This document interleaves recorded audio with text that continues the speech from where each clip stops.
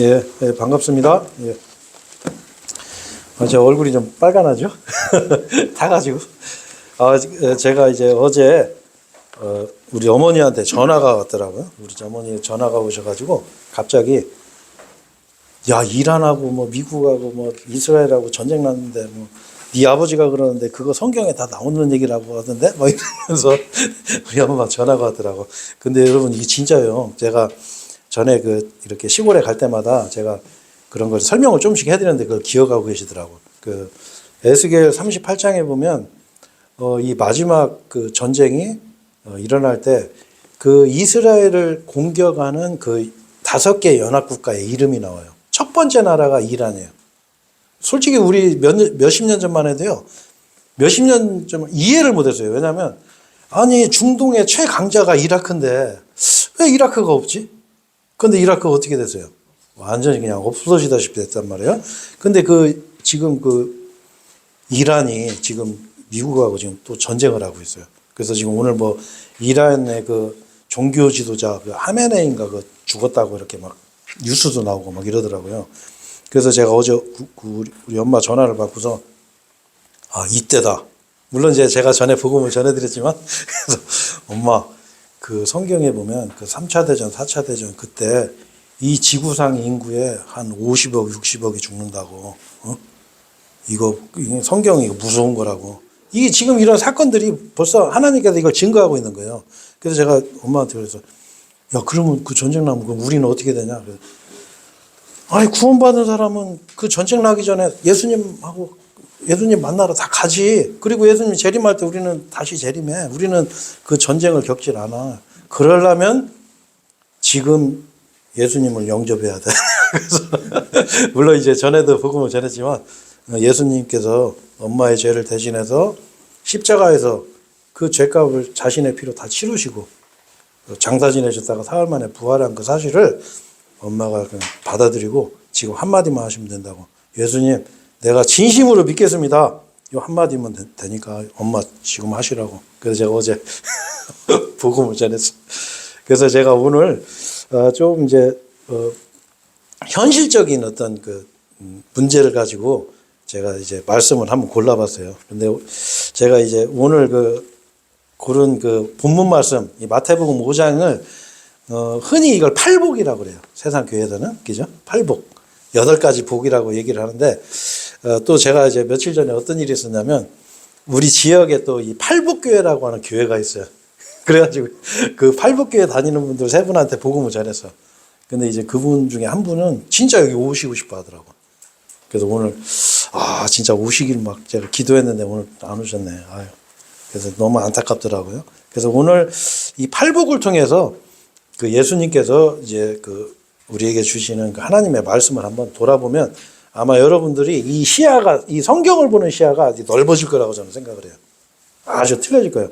자, 그래서 먼저 항상 제가 얘기를 하지만 이 마태복음을 볼 때는 항상 이 2가지를 여러분 잊으시면 안 돼요. 뭐냐? 제가 우리 자매한테 글씨를 미리 써놓으라고 그래서 글씨를 잘 써가지고 첫 번째는 왕국복음이에요. 왕국복음. 이 단어는 마태복음에서만 나오는 단어예요. 자, 그 다음에 하늘의 왕국이라는 말이 있어요. 이 2가지는 다른 성경에서는 안 나와요. 오로지 마태복음에서만 나와요. 그래서 마태복음을 읽을 때는 이 2가지 단어를 염두에 두고 읽어야 이게 이해가 돼요. 자, 그러면 이제 이 팔복을 선포하실 때 그때 상황이 어땠었냐? 예수님께서 이제 마태복음 전에 4절에 보시면 예수님께서 이제 공생애를 시작하세요. 공생애를 시작하면서 예수님이 뭐라고 하시냐면, 마태복음 4장 17절에 보면, 안 넘기셔도 돼. 바로 옆에니까요. 그때 예수님께서 선포하며 말씀하기 시작하시기를 예수님이 이제 선포할 때 뭐부터 시작했냐면, 회개하라. 이는 하늘의 왕국이 가깝기 때문이라 이랬어요.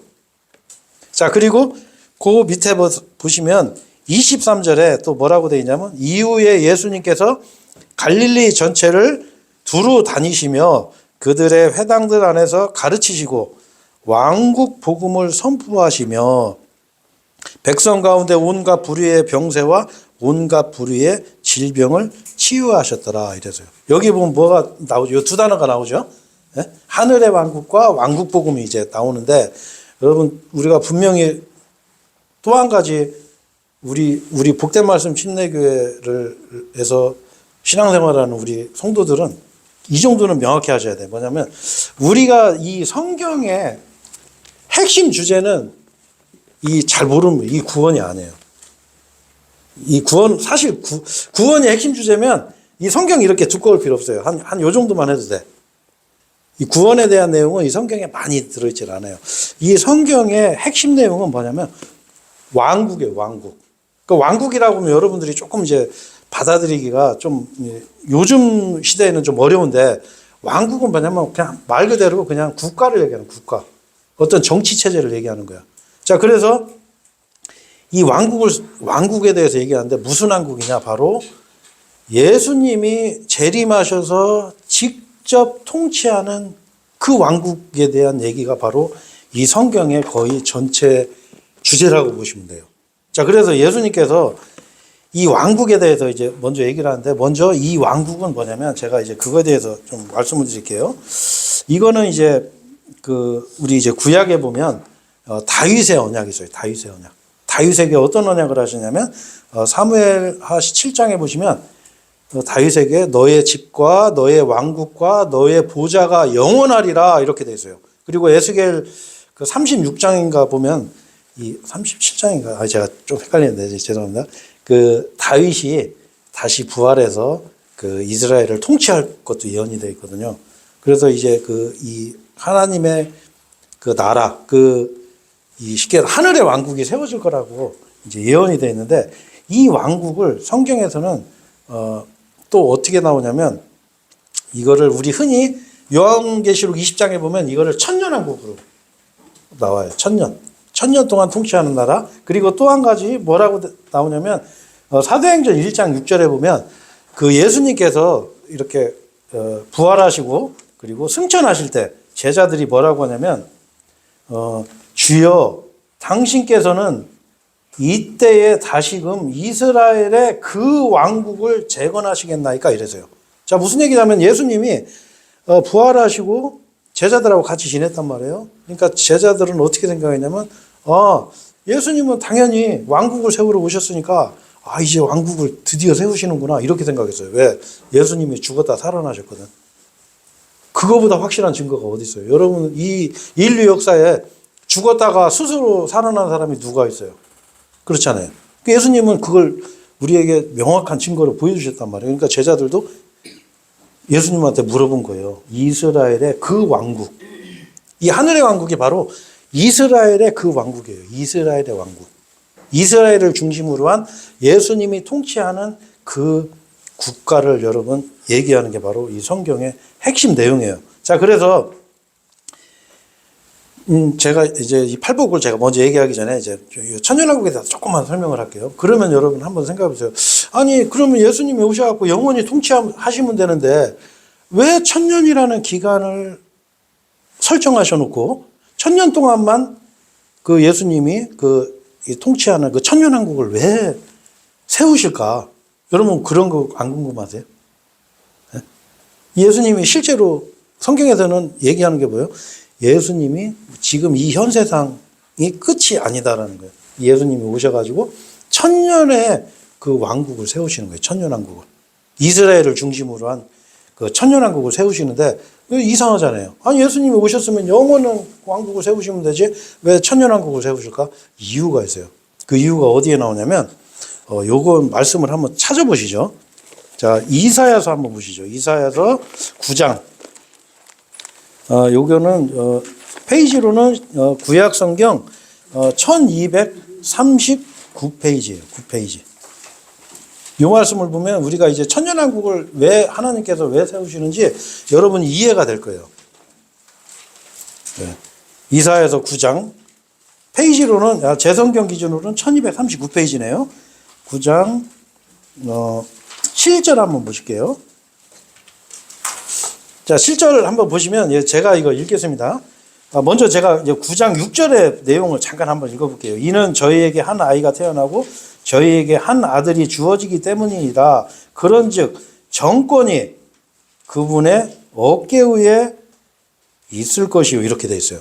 자, 어떤 한 아이가 태어나는데 이 아이의 어깨에 정권이 놓여진다는 거예요. 정권은 영어로 거버먼트. 이거 뭐냐면 이것도 권력을 얘기하는 거예요. 국가 권력. 자, 근데 그 아이가 누구냐면 경이로우신 분, 조언자, 막강하신 하나님, 영원하신 아버지라 화평의 통치자라 불리리라 그랬어요. 이 누구냐면 예수님에 대한 예언이에요. 자, 근데 그 다음 절에 보면 이분이 세우는 그 정권에 대해서 설명을 해요. 뭐라고 하냐면 그분의 정권과 화평의 증가함은 다윗의 보좌 위와 그의 왕국 위에 끝이 없으리니. 이 예수님이 세우는 왕국은 여러분 우리나라는 뭐 5년 대통령 하면 또 대통령 선거하고 미국도 마찬가지죠. 미국도 4년 대통령 하면 미국은 4년 연임을 할 수가 있어요. 그 대통령 선거하고 이렇게 해서 이 국가 이 권력이 바뀌잖아요. 자, 근데 이 예수님이 세우는 이 정권은 화평과 증가함, 이 증가가 끝이 없어요. 왜? 이게 이 지구에만 이루어지는 게 아니에요. 전 우주가 이제 하나님께서 통치하는 때가 오기 때문에 끝이 없는데, 근데 여기에 무슨 말씀이냐면 두 번째 줄에 그것을 정비하시어 이렇게 돼 있어요. 자, 천년왕국은 뭐냐면 예수님께서 영원한 그 하나님의 나라를 새하늘과 새 땅을 이제 세우시기 전에 뭐를 하는 거냐면 정비를 하시는 거예요. 정비. 그냥 이 쉽게 해서 새하늘과 새 땅을 그냥 세우시는 게 아니에요. 이 세우시기 전에 정비하는 기간이 1000년이에요. 1000년. 그래서 이 1000년 동안 뭐가 되냐면, 자, 이게 이제 완벽한 세상을 하나님께서 허락을 하세요. 먹을 것도 풍부하고 사람들이 해가 없는 그런 완전한 세상을 주시고, 심지어 마귀도 잡아서 지하에다 가둬놓는, 그래서 죄의 유혹도 받지 않는 그런 세상에 인간들을 1000년 동안 살게 하는 그런 이 쉽게 해서 기회를 주세요. 그거를 여기서는 정비한다고 써놨거든요. 자, 그러면 사람들이 어떻게 해요? 하나님이 야, 니네 한번 내가 완벽한 그 환경을 줄 테니까 한번 살아봐. 그래서 어떻게 해요? 그 후에 하나님이 심판하시는 거예요. 모든 사람의 입을 막아버리는 거예요. 왜? 하나님께서 그렇게 완벽하게 환경을 주셨는데도 불구하고 그 인간은 또 죄를 짓거든요. 그래서 이 천년왕국을 허락하시는 거예요. 자, 그래서 이 천년왕국은 정말 이 땅에 세워지는 나라예요. 나라. 권력, 국가 권력이에요. 자, 그런데 요즘 이제 기독교는 이 천년왕국을 잘 믿질 않아요. 그러다 보니까 사람들이 뭘 믿어요? 예를 들어서 야, 천국 간다 그러면은 천국 가면 우리 헬륨 풍선 이렇게 공중에 붕붕 떠다니듯이 하얀 옷 입고 붕붕 떠다닐까? 막 이런 생각을 하는 거예요. 이게 계산이 안 돼. 그러니까 뭐 천년왕국 그러면 목사님들이 뭐라고 얘기하냐면 그런 거 천년왕국 그런 거 없고 그냥 긴 세월을 얘기하는 거예요. 이렇게 가르쳐요. 천년왕국을 요즘은 거의 없다라고 가르치는 데가 많아요. 그러다 보니까 하나님을 믿는 사람들이 하나님의 나라에 소망을 가져야 되는데 어디에 소망을 가져요? 나중에 어떻게 될지는 모르고 지금 잘 먹고 잘 살아야지. 그렇죠? 지금 세상에 소망을 갖게 되는 거야. 그러니까 어떻게 해요? 이 세상 일에 관심을 갖고 데모도 하러 다니고 막 이런 일이 생기는 거예요. 우리 독립신대교회도 마찬가지예요. 말은 천년왕국 주님이 오셔서 이제 주님의 왕국을 세우신다라고 얘기는 하는데 행동은 또 그렇지 않은 거야. 이 세상 일에 막 관여하고. 우리는 그럴 필요가 없어요. 우리는 지금 잘 사는 게 의미가 없어요. 왜? 이제 주님이 오셔서 그 천년왕국에서 우리 그리스도인들은 통치자가 돼요. 그때는 또 이런 백성이 아니에요. 우리 주님과 함께 같이 통치를 하는 그런 때가 오거든요. 그러니까 뭐 지금 우리가 뭐 잘생기고 잘 살고 하는 게 큰 의미는 없어요. 그러니까 성형수술 같은 거 안 하셔도 돼요. 나중에 주님 오시면 아주 우리가 이제 완전한 몸으로 이렇게 이제 변화가 되기 때문에. 그래서 이제 이 천년왕국을 세우시러 오신 그 예수님이 국가의 건국 이념을 설명하는 걸 좀 쉬운 말로 해서 국가의 그 건국 이념을 설명하는 게 바로 팔복이에요. 팔복. 자, 그래서 여러분 우리 보면 우리나라는 대체적으로 뭐 여러분 그거 아시겠죠? 뭐 우리 옛날에 이제 고조선 우리나라를 세운 뭐 단군이라는 이제 우리나라를 이제 세웠다고 하는데 그 국가의 건국 이념이 뭐냐면 우리나라는 홍익인간이었어요. 홍익인간. 홍익인간이라는 말은 뭐냐면 인간을 널리 이롭게 한다 이런 뜻이거든요. 그 국가의 어떤 이념이 있어요. 자 그런 것처럼 그 지금도 마찬가지죠. 어떤 이런 우리나라도 이 뭐랄까 정부가 바뀔 때마다 그 정부에서 내세우는 게 있잖아요. 뭐 경제민주화 아니면 뭐 국민의 정부 뭐 사람이 먼저다 뭐 이런 거 그런 그 나름대로 그 이런 그 이념 그런 구호들이 있단 말이에요. 그래서 이 천년왕국의 바로 건국 이념이 바로 팔복이에요. 팔복 8가지 복. 그래서 여러분이 지금부터 이 팔복을 이제 저하고 같이 한번 이제 보실 건데 이 팔복을 오해하면은 이 팔복대로 해야 구원을 받는다고 가르치면 안 돼요. 이거는 그게 아니에요. 이건 예수님이 통치할 나라의 건국 이념이에요. 만약에 여러분 우리가 뭐 제가 이제 농담 삼아서 이런 말 제가 가끔씩 하는데 내가 내 친구가 하나 있어. 내 친구가 막 친구네 집에 딱 놀러 갔는데 막 아버지가 막 인상도 좀 험악하게 생기고 딱 그랬는데 딱 보니까 가훈이 착하게 살자 이거예요. 가훈이 만약에 그러면 대충 분위기 감이 오시죠? 네? 그런 것처럼 우리가 이제 이 예수님께서 팔복을 통해서 하나님이 통치할 세상이 앞으로 어떤 이념을 가지고 통치를 하실 거다라는 걸 보여주는 게 바로 이 팔복의 내용이에요. 자, 그리고 17절부터는 요건 제가 이제 다음 시간이나 때 설교를 하려고 하는데 거기서부터는 뭐냐면 하나님의 법, 율법을 현실에서 어떻게 적용할 것인가가 나와요. 정말 무시무시한 그런 세상이 와요. 진짜 범죄하면 팔을 자르고 눈이 범죄하면 눈을 빼고 하는 그런 정도의 그런 무서운 통치를 하는 그런 때가 있다고 예, 그 법률을 어떻게 적용할 것인가도 나오거든요. 자, 그래서 첫 번째로 팔복에 이제 첫 번째로부터 들어가 볼게요.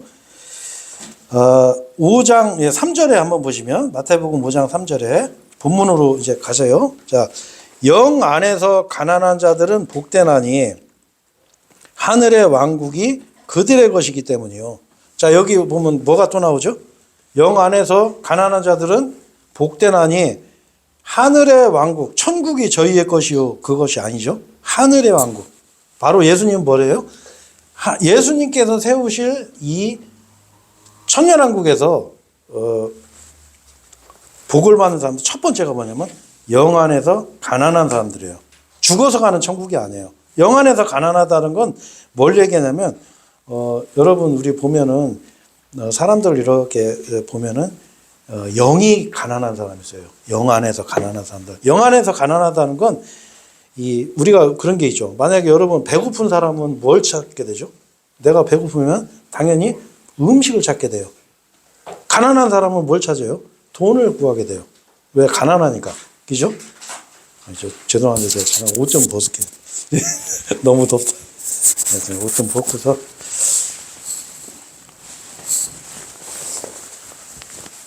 이렇게.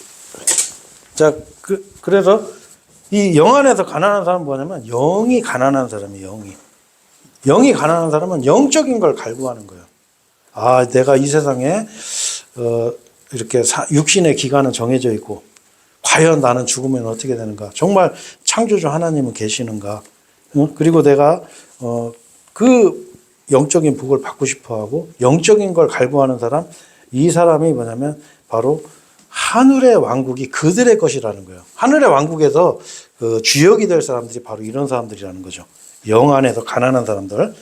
그래서 우리가 그 성경에서는 보면 육신적인 것을 성경에서는 이거를 좋게 얘기하지 않아요. 그래서 우리 로마서 8장 6절에 보면 육신적으로 생각하게 되는 것은 사망이나 영적으로 생각하게 되는 것은 생명과 화평이기 때문이라 이런 말씀이 있거든요.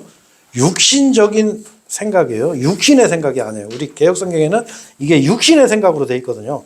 우리가 육신의 생각을 하는 건 당연한 거죠. 배고프면 배고픔을 느끼고 이렇게 목이 마르면 갈증을 느끼고 하는 건 정상적인 거죠. 자, 그리고 성경에 또 뭐라고 하냐면 육신적인 자가 나와요. 육신적인 자. 육신적인 자는 고린도전서 3장 1절에 나오는데 그런즉 형제들아 나는 너희에게 영적인 자들에게 하듯이 말할 수 없었고, 영적인 자들이 있고, 또 오직 육신적인 자들에게, 곧 육신적인 자들은 뭐냐면 그리스도 안에 있는 아기들이라고 이렇게 얘기하고 있어요. 아기들. 구원은 받았지만 육신적인 사람이에요. 영적인 거를 잘 몰라. 그래서 하나님께서는 지금 시대에도 우리가 영적으로 이렇게 가난한 사람들, 영적인 걸 추구하는 사람들이 복이 있다 이렇게 말씀하고 계시는 거거든요. 그 다음에 두 번째로 보면은 4절에 애국하는 자들은 복되나니 그들이 위로를 받을 것이기 때문이요 이랬어요. 자, 여러분 여기서 애국한다는 뜻은 뭐냐면 평소에 이렇게 슬퍼하고 막 눈물을 흘리면서 인상 찡그리고 살아라 이런 얘기가 아니고 여기서 말하는 애국은 뭐냐면 마음이 상한 걸 얘기하는 거예요. 하나님 앞에. 그렇잖아요. 여러분 우리 한번 생각해 보세요. 우리 전도서에도 뭐라고 되어 있어요? 웃음에 대하라면 아무것도 아니라고 그랬거든요. 왜냐하면 제가 어제도 설교하면서 거리 설교할 때 거기 나이 드신 분들 많길래 제가 그런 말씀을 많이 했는데 우리 인생은 불과 얼마 살지 못해요. 그죠? 몇십 년 살다 죽는단 말이에요. 자, 그런데 그 몇십 년 살다 죽는 인생이 끝에 과연 어떻게 될 것인가 한번 우리가 생각을 한번 해봐야 돼. 그렇잖아요. 여기 어르신들 계시지만 우리가 얼마나 살 수 있겠어요? 인생의 연수가 70이고 80이에요. 자, 그런 사람들이 앞으로 한번 정하신 그 죽음을 겪어야 돼. 근데 내가 죽어서 끝나는 게 아니에요. 그 이후에는 심판도 정해져 있고 또 내가 지금까지 수많은 죄 가운데서 하나님을 거부하고 살았단 말이에요. 그죠? 자, 그런 사람이 어떤 마음이 들겠어요? 그 하나님 앞에 갔을 때. 만약에 여러분 하나님을 안 믿는 사람이 예수님을 거부한 사람이 만약에 죽어서 그 예수님의 심판대 앞에서 무릎 꿇고 땅바닥을 쳐다보고 있을 때 그 사람의 마음에서 어떤 마음이 들겠어요? 야, 이게 현실이구나. 진짜 하나님이 계셨구나. 나는 이제 죽었다. 안 그러겠어요? 그렇죠? 얼마나 그 자신이 비참하겠어요? 그 자기의 모든 죄가 다 그 하나님 앞에서 하나하나 밝혀질 때 그 사람이 어떤 행동을 하겠어요? 거기서 아이고 나는 죄 없어요. 나는 이래서 죄 졌어요. 이런 변명하겠어요? 자기 발로 그 지옥불에 들어가게 될 거예요. 그러니까 어떻게 해요? 애곡하는 거예요. 애곡하는 거. 우리가 하나님 앞에 죄인이고 내가 지금까지 어떻게 주님을 거부하고 살았는지 지금도 마찬가지예요. 생각할 때 내가 주님 앞에 애곡하게 되는 거죠. 그래서 시편 34편 18절에 보면 주께서는 상한 마음을 지닌 자들에게 가까이 계시다고 그랬어요. 그리고 참회하는 영을 지닌 자들을 구원하시는도다. 돌이키는 거예요. 아, 내가 지금까지는 잘못 살았어도 내가 이제부터는 잘 살아야지. 내가 지금까지는 이 사람 저 사람 미워하고 욕심 부리고 살았지만 이제는 내가 안 해야지. 야, 내가 정말 악하구나. 이 참회하는 이런 마음이 필요한 거예요. 이런 사람들이 복되다고 그랬어요. 이런 사람들이 뭐를 해요? 위로를 받는 거예요. 참회하는 마음, 애곡하는 마음. 그래서 시편 51장 17절에 그 다윗이 한 말이죠. 하나님의 희생 제물들은 상한 영이라고 그래서 상한 영. 애곡하는 마음. 오 하나님이여 당신께서는 상하고 참회하는 마음을 멸시하지 아니하시리라 이랬어요. 자, 그래서 여러분 우리도 항상 주님 앞에 이 애곡하는 마음이 필요해요. 물론 이거는 이스라엘 민족이 하신 말씀이지만 우리가 이게 얼마든지 우리가 교훈으로 받아들일 수 있는 거예요. 왜? 하나님의 나라의 이게 이념이기 때문에 통치 이념이란 말이에요. 자, 그 다음에 세 번째로는 온유한 자들은 복되나니 그들이 땅을 상속받을 것이기 때문이요. 그러니까 여기에서 대부분 이제 이 말씀에 대해서 이제 좀 이렇게 뭐랄까 이제 벽이 딱 나타나는 멘붕이 온다고 그러죠. 세상 사람들이. 왜 그러냐면 아니 여기서 영 안에서 가난한 자들은 복되나니 심령이 가난한 자들은 복되나니 개역성경이 이렇게 돼 있거든요. 하늘의 천국이 그들의 것이기 때문에 이렇게 돼 있는데 여기 5절에 보면 온유한 자들은 복되나니 그들이 뭐를 상속받아요? 네, 땅을 상속받아요. 자, 그럼 이 땅이 뭐지? 야, 천국 가는데 왜 땅을 상속받아? 이렇게 얘기를 하고 있는데 이걸 몰라서 그런 거예요. 지금 여기서 예수님이 얘기하는 건 우리가 죽어서 가는 천국을 얘기하는 게 아니에요. 예수님이 세우는 그 국가에서 땅을 많이 상속받는 방법을 얘기하는 거예요. 예수님은 실질적으로 예수님이 통치하는 나라의 부동산 정책을 얘기하는 거예요. 자, 어떤 사람들이 땅을 많이 받아요? 예수님이 통치하는 세상에서는 여러분 돈 많은 사람이 땅을 많이 차지하지 않아요. 우리하고 완전히 달라요. 우리가 사는 세상에서는 어떤 사람이 땅을 많이 가져요? 돈 많은 사람, 머리 좋은 사람, 그렇죠. 남보다 정보가 빠른 사람, 그런 사람들이 땅을 많이 차지하잖아요.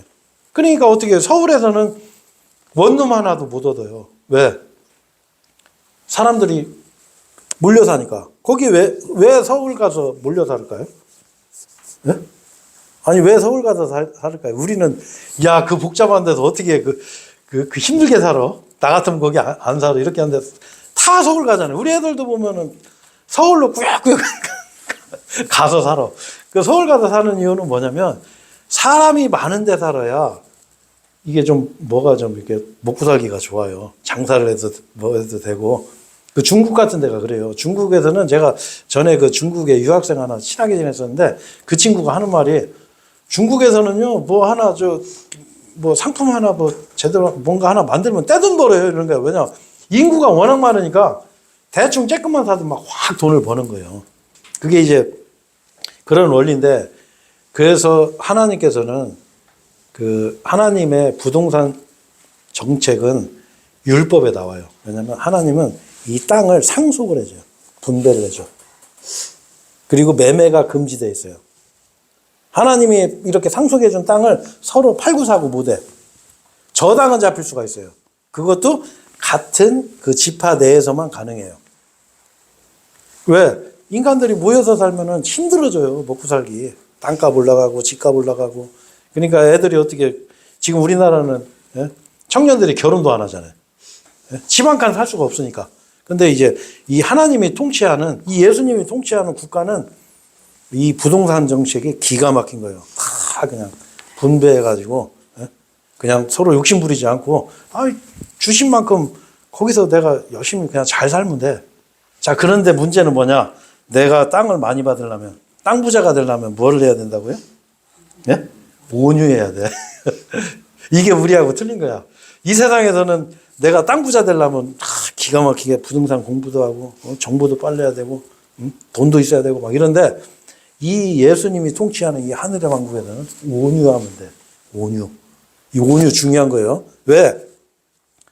여러분, 성경에서는 최고 온유한 사람이 한 명이 나와요. 그게 누굴까요? 네? 네, 그렇죠. 형님. 맞았어요. 모세. 성경에서는 뭐라고 나오냐면 이렇게 나와요. 민수기 12장 3절에 보면, 이때 이 사람 모세는 몹시 온유하였으니 땅의 표면 위에 있던 모든 사람들보다 온유하였더라 이랬어요. 자, 모세가 어떤 사람이에요? 모세는요, 이 이스라엘의 예언자들 중에서 조금 틀려요. 왜 그러냐면 예수님이 뭐라고 말씀하시냐면, 하나님이 뭐라고 하냐면 예수님을 모세와 같은 예언자라고 그랬어요. 예수님을 모세하고 비교를 한 거예요. 여러분 이해가 안 되시죠? 아니, 모세는 사람이고 예수님은 하나님이신데 어떻게 인간하고 하나님을 비교를 해? 근데 그 이유가 있어요. 왜 그러냐면 모세는 민족을 구출한 예언자예요. 좀 틀려요. 자, 근데 예수님은 이 세상에 왜 오셨어요? 이스라엘 민족의 국가를 세우신 왕으로 오신 거예요, 처음에는. 그래서 왕국복음을 선포한 거예요. 왕국복음은 지금 우리가 선포하는 복음하고 달라요. 이거 착각하면 안 돼. 이거 모르는 교회에서 보면은 이 왕국복음은 뭘 얘기하는 거냐면 내용이 이거예요. 회개하라. 하늘의 왕국이 가까웠느니라. 그러니까 개혁성경에는 회개하라. 천국이 가까웠느니라. 이게 왕국복음의 내용이에요. 그리고 방법은 뭐냐? 병을 고치는 거예요. 병. 그 병을 어떻게 고치냐? 뭐 요즘 교회처럼 그냥 뭐 해가지고 막 한수 짜게 가지고 어떻게 좀 괜찮아요? 좀 나은 것 같아요. 이런 게 아니고, 요 왕국복음의 그 능력은 초상집 가가지고 어디요? 그 시체 이렇게 안치해 놓은 데 딱 가서 그 관 좀 꺼내봐요. 해가지고 그만 일어나요. 이제 가면 빨딱 일어나. 진짜 이게 왕국복음이에요. 문둥병자, 한센병 환자 그냥 애들 살같이 깨끗하게 만들어버리고 이게 왕국복음이에요. 무서운 복음이에요. 근데 문제는 이 왕국복음은 이스라엘 사람들한테만 선포한 복음이야. 근데 요즘 이제 우리가 선포하는 은혜의 복음은 뭐예요? 우리는 그런 게 아니에요. 우리는 주 예수 그리스도를 믿으라. 그 예수 그리스도, 나를 대신해서 십자가에 죽으시고 부활하신 그 예수님을 내가 믿으면 구원받는 거예요. 간단해요, 아주. 너무 쉬워. 근데 요즘 이 시대에 회개하라, 천국이 가까웠느니라 하고 외치는 사람들은 뭐냐면 이게 모르는 거야. 이게 뒤섞인 복음이에요. 우리는 그러면 안 돼. 우리는 단순히 그냥 스스로 너는 지옥 갈 죄인임을 인정하고 예수님을 받아들이고 믿으세요. 예수님은 하나님이시고 그분이 선생님을 위해서 죽으시고 그 증거로 사흘 만에 부활하셨습니다. 이걸 받아들이고 예수님을 영접하십시오. 얼마나 쉬워. 이거 구분할 줄 알아야 돼요. 우리는 이 정도는 구분할 줄 알아야 이 성경을 보면 여러분 이해가 돼요. 그리고 바른 말씀을 전할 수가 있어요. 자, 근데 이 온유라는 게 뭐냐면 여러분, 우리 그리스도인들은 온유해야 돼요. 제가 이 말하면서 저도 좀 부끄러운데, 저도 성격이 막 이 한 성격 하는 성격이라 지금은 많이 변했는데, 그래도 막 그 옛날 그 성품이 나오더라고. 한번 승질나면 한 번씩 팍 나오는데, 그러면 안 돼. 그 하나님은 그런 거 안 좋아하세요. 그래서 제가 좀 하나님은 어떤 걸 좋아하시냐, 이런 걸 좋아하세요. 제가 읽어드릴게요. 그냥 모든 신랄함과 경노와 분노와 고성, 소리 지르는 거, 악한 언사하는 거, 모든 악의를 너희로부터 치워버리라고 그랬어요. 우리는 뭐 고성하고 막 이게 신랄함 막 분석해가지고 막 너 아니 죄송합니다. 이게 뭐 잘못했지? 약간 날카롭게 분석해갖고 너 이거 잘못해서 똑같이 나도 그렇게 평가를 받을 거예요. 경노하고 분노하는 거 이런 거 하는 거 아니에요, 우리는.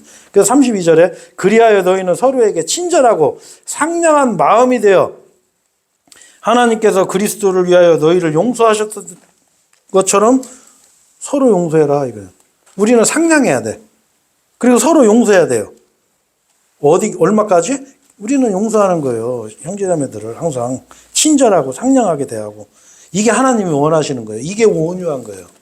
그래서 여러분 온유하다고 그래도 뭐 침 약간 흘리면서 이러고 살면 안 되고, 예? 비록 온유하지만 안은 강해야 돼. 우리는 그 예수님의 그 은혜의 복음을 내가 갖고 있는 거예요. 예수님의 그 십자가, 예수님이 나를 구원해 주시고 나는 하나님의 자녀라는 거를 여러분 잊고 살면 안 되는 거예요. 지금 우리는 비록 뭐 나이도 먹고 병도 들고 사실 뭐 별로 없어. 세상 사람들 보면 아이고 저 사람들 돈도 별로 없고 그냥 뭐 잘나지도 않고, 제가 볼 때는 다 잘생기셨는데 세상 사람들이 그렇게 볼 수 있어요. 근데 우리는 하나님의 자녀예요. 그 강함을 우리 안에 있어야 돼. 제가 우리 손녀가 우리 집에 놀러 오면 그 우리 집 강아지가 우리 손녀를 보고 질투를 해. 막 하고 그냥 제가 딱 하는 말에서 이 자식이 이게 너 얘가 서열이 몇 번째인 줄 알아? 얘가 지금은 애기지만 얘가 우리 집 서열 1이야. 그거나 마찬가지예요. 우리는 지금은 비록 연약한 몸이지만 우리는 어떻게 해요? 이 하나님의 그 은혜를 받은 사람들이에요. 그 예수님의 십자가가 내 안에 발려진 사람들이에요. 하나님이 보시기에 내 아들이구나, 내 자녀구나, 이런 존재란 말이에요. 그 강함을 우리 안에 갖고 있어야 돼. 우리가 겉은 온유하더라도 이거를 한문으로 뭐라고요? 외유 내 강. 겉은 아주 온유해도 우리 안은 이 강함, 이게 있어야 돼요. 자, 그래서 이 온유한 사람들은 하나님께서 어떻게 땅을 더 주는 거예요. 너 100평 줬는데 제가 더 온유해? 그럼 너는 200평 이렇게. 완전 개념이 다르죠. 이 세상하고 달라요. 예수님이 통치한. 그래서 정비기간이 필요한 거예요. 천년에 계도기간. 실제로 살아보는 거예요. 그 천국에서. 자, 그게 하늘의 왕국이에요. 하늘의 왕국. 여러분 이거 항상 기억하셔야 돼요. 자, 그 다음에 뭐냐면 의에 줄이고 목마른 자들. 자, 여기 6절에 그렇죠. 의에 줄이고 목마른 자들은 복되나니 그들이 채워줄 것이요. 의에 줄인 거예요. 의에 줄인 거. 그 의가 누구예요? 바로 예수님이에요. 예수님. 하나님. 그 하나님의 그 의. 바로 지금 우리 시대에는 예수 그리스도의 의라고 봐야 되겠죠.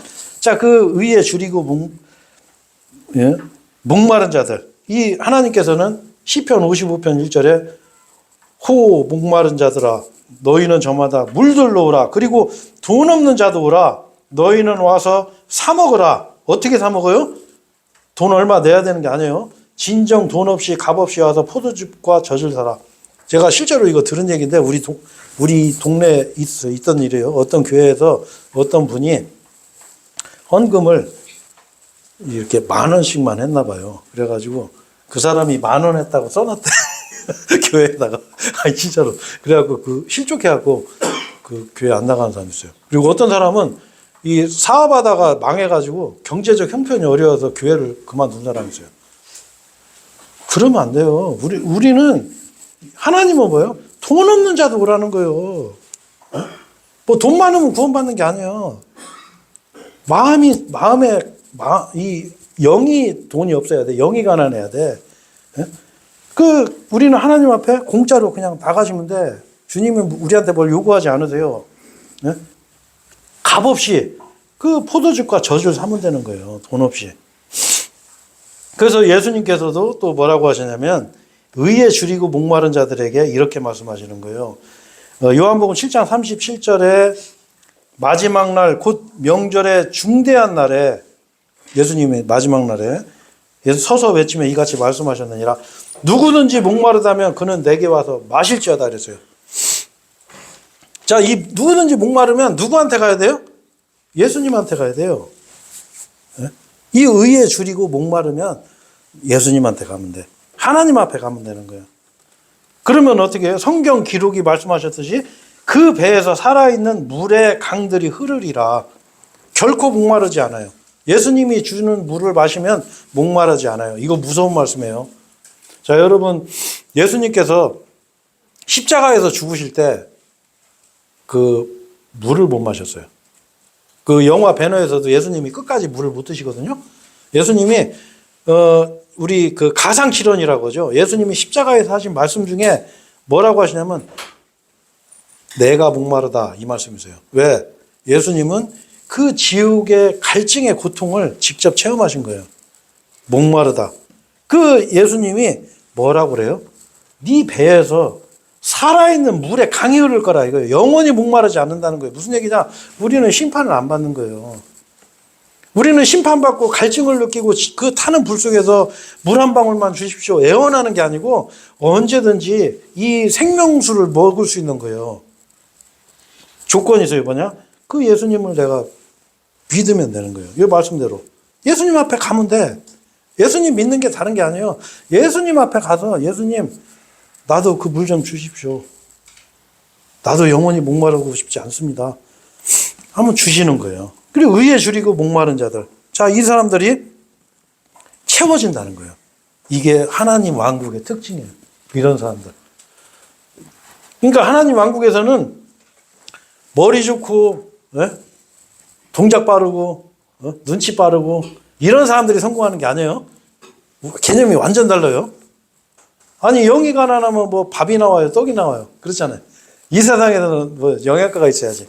뭐를 해도 나한테 뭔가 좀 이익이 들어오고 이래야 되는데 하나님의 나라, 이 하늘의 왕국은 그런 세상이 아니에요. 여기는 의가 통치하는 그 화평의 끝이 없는 세상이기 때문에 이 의에 줄인 자들, 목마른 자들이 채워지는 거예요. 자, 그리고 죄송합니다. 이게 자꾸 제가 휴지 좀만 좀. 5절에 또 7절에 자비로운 자들은 복되나니 그들이 자비를 얻어낼 것이기 때문이요. 자, 여러분 이런 말 우리가 할 때 조심하셔야 돼요. 우리가 구원을 받고 예수님을 믿고 구원받는 거는 내가 자비를 베풀어야 내가 자비를 얻고 이런 개념이 아니죠. 자, 이거는 뭐냐면 여기에 해당하는 말씀이에요. 자, 율법에서는 야고보서에 뭐라고 나오죠? 자, 자비 없는 자는 자비 없이 심판을 받을 거다 이랬어요. 자, 근데 야고보서 2장 13절에 이런 말씀이 있어요. 이는 자비를 전혀 보이지 않는 자는 자비 없이 심판을 받을 것이기 때문이라. 그런즉 자비는 심판을 이기고 크게 기뻐하느니라 이랬어요. 자, 근데 여러분 우리가 이러고 한번 생각해 보세요. 그 구약 시대 다윗이 무슨 죄를 졌죠? 간음죄를 졌죠. 그리고 살인 교사를 해갖고 사람을 죽였어요. 자, 율법에서는 이거는 용서 없는 사형이에요, 사형. 그런데 다윗이 용서를 받았어.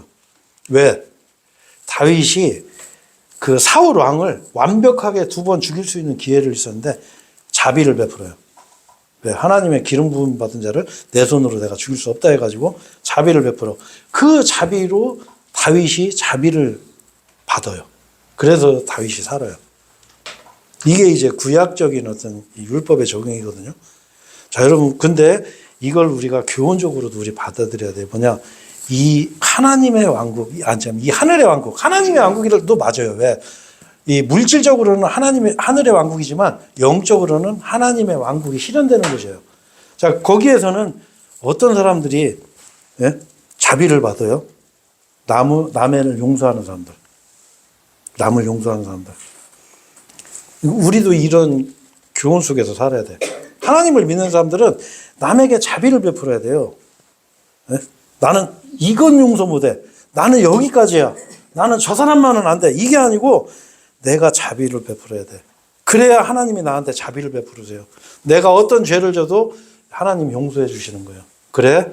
너 그렇게 자비를 베풀었구나. 하나님 용서해 주시는 거예요.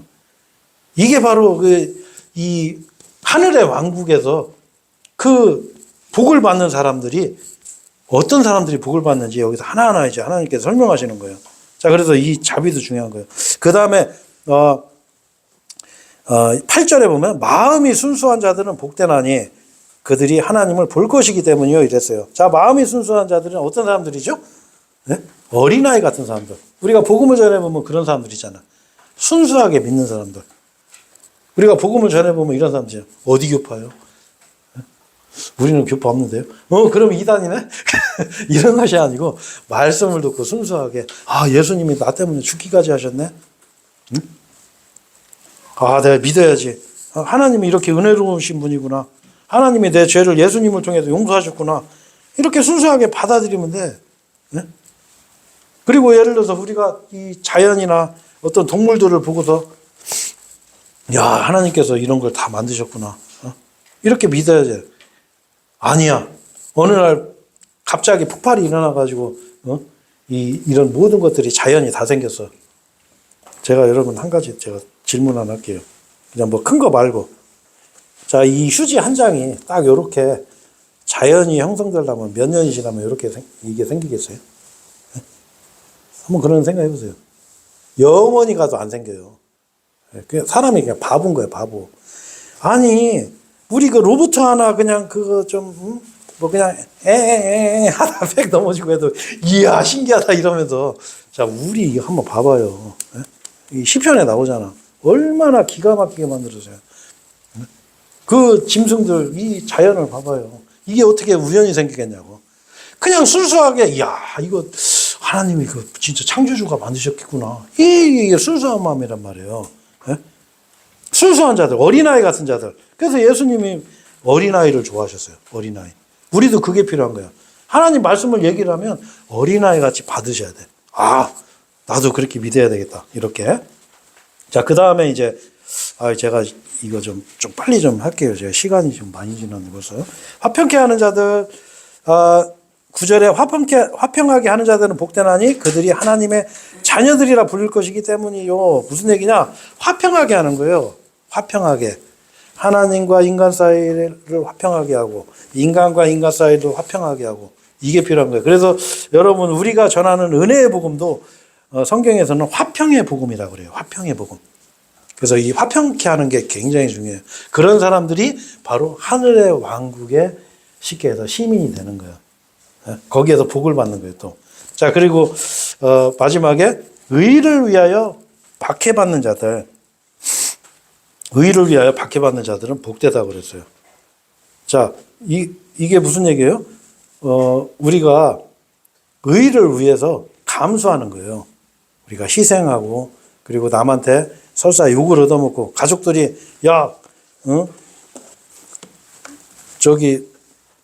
왜 거기, 남들이 그런데 그 교회 조그만한데 왜 그런 데로 왜 나가? 그리고 그 사람들은 막 복음 전하고 그거 좀 이상한 데 아니야? 막 이렇게 해도 아니야, 내가 들어보니까 맞아. 하나님 말씀은 정확해. 그리고 거기서 말씀을 듣고 구원받는 사람들이 많고, 그리고 하나님 말씀을 선포하는 게 정상이지 입 다물고 사는 게 정상이 아니거든요. 그렇죠? 이 의를 위해서 내가 박해받는 거를 기쁘게 생각해야 돼요. 이 의를 위하여 박해받는 사람들이 바로 이 하늘의 왕국의 주인공이 된다고 예수님께서 말씀하시는 거예요. 자, 그래서 여러분, 우리가 이 팔복을 오늘 이제 이렇게 돌아봤는데요.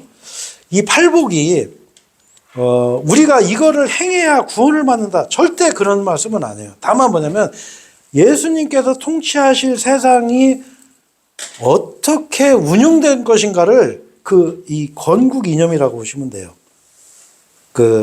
운영 방침. 하나님께서 어떻게 이 하늘의 왕국을, 이 왕국에서 어떤 사람들이 복을 받을 것인지를 예수님께서 알려주시는 거예요. 자, 그리고 이제 이 뒤부터는 이제 구체적으로 율법이 이 나라에서 어떻게 적용될 것인가를 설명을 하시는 거예요. 우리가 그걸 정확히 알아야 돼. 그래야 우리가 율법을 보는 시각을 바르게 볼 수가 있어요. 그래서 여러분, 오늘은 제가 팔복을 이제 돌아봤는데, 우리가 이제 이 영안에서 가난해지는 게 하나님이 기뻐하시는 거고, 내 죄로 인해서 내가 애곡하는 거, 내 어떤 인생의 처지를 보고 애곡하는 거, 나는 이대로가 좋아, 죽어도 뭐 어떻게 될지 나는 그런 건 모르겠어, 이렇게 살면 안 된다는 거죠. 이게 교훈이라는 거예요. 온유해야 되고, 그리고 의를 내가 추구해야 돼. 의에 목말라야 돼요. 이런 거. 그리고 남한테 자비를 베풀어야 되고, 우리는 그렇게 해야 돼요. 우리는 남한테 그냥 자비 베푸면 돼. 우리 며칠 전에도 어떤 일이 있었냐면, 제가 모르는 사이에 어떤 사람이 내 차를 딱 긁고 갔어. 그러면 세상 사람들은 어떻게 해요? 너 잘 걸려서 자동차 술이 싹 맡기고 할 거 아니에요. 근데 저는 나중에 알았는데 우리 자매가 그냥 보내버렸어요. 그래서 뭐 이 정도는 그냥 가세요 하고. 그래서 내가 얘기 듣고서 그래, 잘했어, 이렇게 하시면 돼. 우리는 뭐 남한테 자비 베풀면 그 보상을 하나님이 해주세요.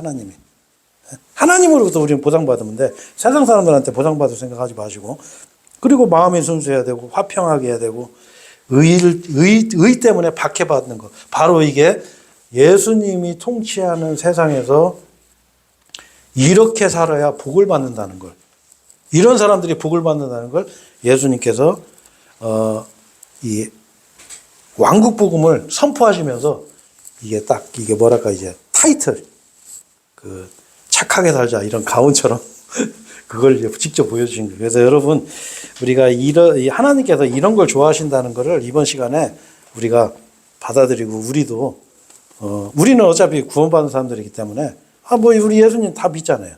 예수님이 나를 위해서 죽으시고 부활하신 거 다 믿는단 말이에요. 하지만 뭐요? 요렇게 우리가 살아가도록 우리가 마음을 이렇게 밭가리도 하고, 하나님이 이거 기뻐하시는구나, 요렇게 사는 우리 복된 말씀 침례교회 성도들이 되기를 바라겠습니다. 예. 예. 아멘. 예. 예, 기도하겠습니다. 예.